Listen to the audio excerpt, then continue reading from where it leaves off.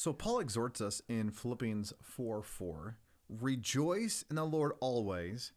And then I think in case we missed it the first time, he says, again, I will say, rejoice. Eric, this week we've been talking about your sermon from Sunday, as the Sons of Issachar, and talking about the importance of knowing the times in which we live. This particular episode, we've been walking through strategies all week. This particular episode is called the strategy of rambunctiousness, which that is a massive word. Could you explain what that word is, and why are we talking about being rambunctious? Yeah, as a strategy. Yeah. Well, part of it's Eric humor, and I have a few people on our team that always edit out Eric humor because it can be a little zany at times. And Leslie didn't get a chance to review my title here, so and we're pushing it forward. We're just regardless pushing if it anybody forward, tries to edit it out. We are official. I love words, and so I really like the word rambunctious. It's actually not usually a positive definition. So it's like the little kid that's wild and uncontrolled, and so it actually means by definition uncontrollable exuberance. So it's like the child that's on sugar, the sugar high, doing crazy. And so I was thinking, because I wanted an R, because it was a strategy of relinquishment on Monday, strategy of recalibration, strategy of repentance, strategy of remembrance, and then it's like, okay. And it's obvious what I should choose. I should choose a strategy of rejoicing, right? But I do not like being that predictable. And so as a result, it's the strategy of rambunctiousness. But I should have said the strategy of spiritual rambunctiousness. In other words, the devil cannot control our exuberance. He cannot control our faith. He cannot control our love. He wants to try and contain it, but we are uncontrollable to him. And so that's where you get this rambunctiousness. We are childlike in that exuberance that we have. We are childlike in our faith. And that's actually a strategy, even though it sounds like a funny word. I like it.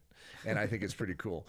But we are supposed to behave a certain way as Christians. And it's actually part of our military maneuver against the enemy. Childlike faith, childlike exuberance, childlike trust, childlike rejoicing is an unstoppable force that the enemy has no defense against. It's like the sword that swings and it chops through the enemy's sword as if it were butter. You see, he cannot parry this movement of childlike faith. It is just such a robust power. Could you explain why that is so important in the days in which we live? In other words, okay, it is a strategy and we do need to live this, not just because the word commands us to, but it is a very purposeful strategy for the days in which we live. But why? Why is that so important? Oh, yeah. Well, there's such a downward pressing today. One of the things I've oftentimes said when I'm describing, there's downward pushes and there's upward pushes. The downward pushes come from the devil. The devil wants to drive us into the dirt. So depression, oppression, even the word dour, it just feels like you're going down, right? Whereas rejoicing, leaping for joy, they're all upward movements. When the Spirit of God is moving in us, he always leads us to rejoice, to give thanks, to be grateful. It's very interesting. And so tactically speaking, in a world like we have right now, like for instance, if you're a conservative, you and I both lean conservative, and I'm not trying to talk politics. I'm just saying spiritually, we're not the liberal church. We're more of the conservative church. We believe the Bible. We believe what it says. And, so say socially, we're more conservative as well, right? If you're a social conservative, you have nothing to rejoice in these days. There's just zero good news that has come out in at least, what would you say, 7 months? We haven't heard anything that was even positive. We had a glints like, oh, that could go positive, and then it just crashes. And so if you are measuring your attitude based on events, based on pieces of good news, you would be in the dumps. We do not define, our soul is not defined or controlled by the system of the world, by the prince of the power of the air, by the news networks and what they are saying. That has nothing to do with what gauges our soul in our inner life. The climate of our soul is temperature controlled by heaven. And so whatever heaven's climate is, that's our climate. Whatever heaven's attitude is, that's our attitude. So if the one enthroned in heaven is laughing, that's what our attitude is. And that's the key, is we cannot actually give way to the earthen mentality around us. It's easy to do, but we can't do it. And we are actually commissioned not to. And we're given grace to actually rise above it as an eagle above a storm. There's still a storm, but the eagle is above it. And as a result, we are given the same strength like eagle's wings to rise above the oppressions of our day, the bad news of our day, to actually rejoice. Say, but God's in control. But he has the enemy right where he wants them. And as a result, we are the happiest people on earth. Amen. I want to read this passage, and I alluded to it earlier, but I love what Paul continues on. So he starts in Philippians 4:4, saying, rejoice in the Lord always. Again, I say rejoice. And then he says in verse 6, and I just find this, when I was studying this, so convicting. He says, be anxious for nothing, but in everything, by prayer and supplication, with gratitude or thanksgiving, make your requests known to God. And he's setting up this incredible contrast that in nothing I have anxiety, in everything I have thanksgiving. Amen. And I love that statement you just made, that I have a climate-controlled spiritual life. Yeah. That regardless of what may be coming against me, regardless of culture, regardless of economy or finances or family chaos or whatever it is that we may be dealing with in our personal lives, in our culture, in the church, it's interesting. Nothing should cause us to be swayed toward anxiety and worry and fear and depression. Everything should be causing us to turn our gaze upon the Lord. Yeah. Or sometimes I'll put it like, everything's putting pressure on us. If the pressure gets between me and Jesus, it's going to pull us apart. But if me and Jesus are so tight and the pressure comes, it's going to force us to get closer and closer and closer. Right.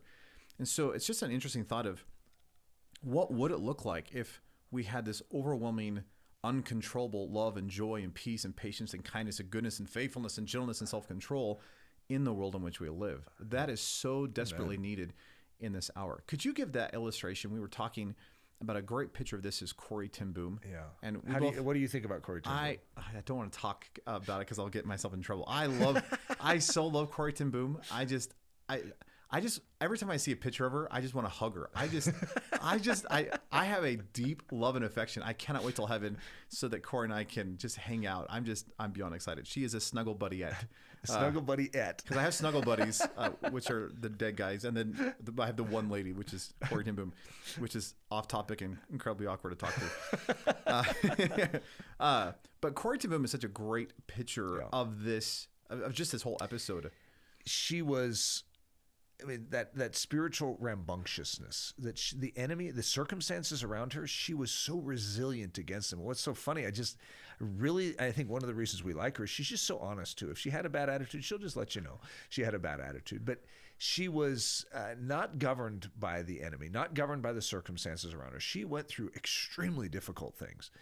And so in the foreword to her book, Tramp for the Lord, there's a tramp,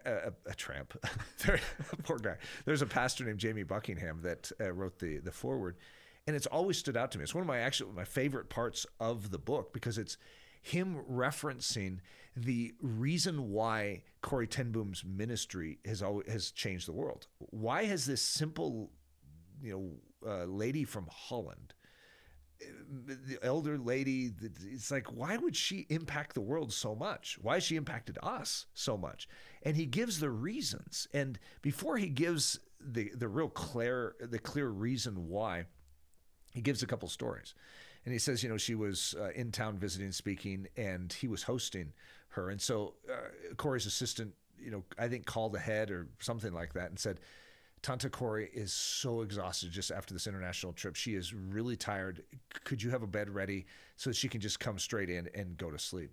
And everyone's caring for her. She's in her 80s and she's still going strong, but she's extra tired. I mean, anyone in their 80s would be able to say, hey, I know what she's dealing with.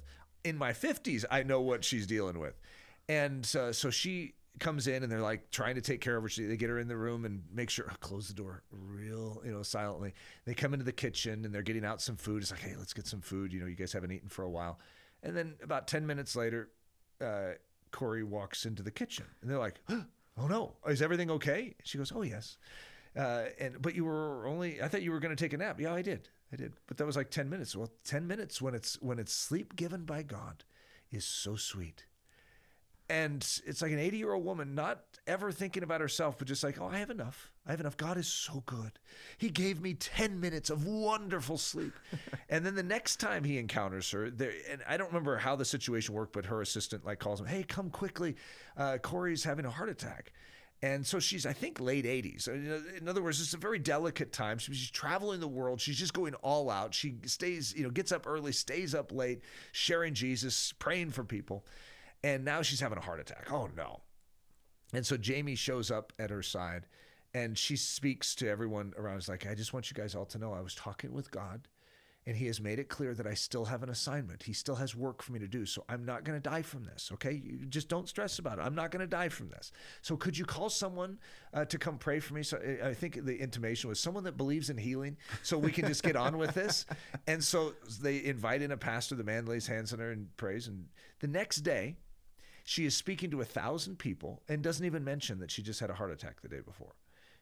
And so what Jamie Buckingham does in this forward is just says that, if you could bottle it, what is it? It's childlike faith. She has such a simple trust that God cares for her. She doesn't need to care for herself. God cares for her. And that's this endearing quality. Her childlike trust is an endearing quality to all of us looking on. But it's also this spiritual rambunctiousness. It's this thing that can't be controlled by the devil. Childlikeness just believes. It trusts. It doesn't overthink. It doesn't start to say, what are you sure God can do that? Corrie Tenman would just say, of course. Don't you know your God? Don't you know that he can take care of you? He's taken care of me for all these 90 years, and he will not stop taking care of me now. And all of us, us young bucks are looking back going, I want what that older woman has. Amen. So that's so beautiful. And I think it's important to recognize too that when we're talking about being childlike, it's not being childish.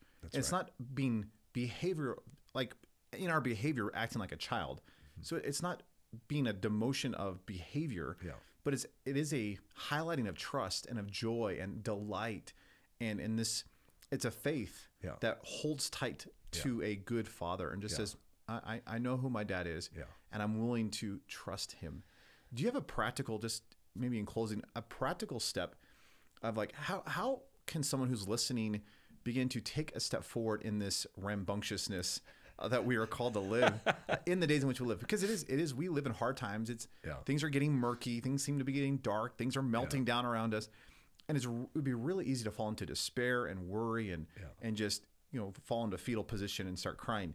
So as a Christian, then what is like one step we can do in these days to almost begin to exercise this spiritual rambunctiousness? I remember a statement that was said about George Mueller that the older he got, he was in his 90s, that he actually, the more childlike he became in his faith, not in his behavior, like you were saying, but in his faith. And which affects behavior, but that behavior is extreme maturity in the Christian life. And the same was true for Corrie ten Boom. And what I would say is, this is what we need to crave. A child, remember the days when you had Christmas morning and you were a child, and there's a magic to it. There's a quality, there's a shimmer, there's a laughter, there's a depth. And then as you get a little older, it still can be wonderful. Christmas, I think, for most of us that have enjoyed it throughout our life with family, it's just such a delight, but it doesn't have the same winsome warmth it had when you were a child. And the scriptures can easily become the same, where everything's new. The joy of salvation is like, oh, isn't God great? And we want to tell everyone about it. There's a childlike warmth and winsomeness to it. And if you're lacking that in your walk with God, you need to just freshly go after it and recognize that God, his intent is to maintain that like a fire in your soul. That childlikeness is never supposed to depart. In fact, you're supposed to grow in that. There was a statement from a missionary in Israel that I've never forgotten. And she was sort of giving one of her secrets of why she has maintained such strength over the years. And it was, well, when I approach the scriptures, I approach it as a child would. I don't approach it just as a reasoning, brilliant adults, that says, oh, well, I don't know how God would do that. I approach it as a child. So if God says that, my question is always, how would a child interpret that? A child would say, well, if God said it, he can do it. And so she said, and that's what I do. I just say, if a child would think God could do it, then I'm going to think that God could do it. I want to behave in that manner towards my God, where I have an implicit trust that if he says it, he will do it. If he said it, he means it. Therefore, I want to build my life around it.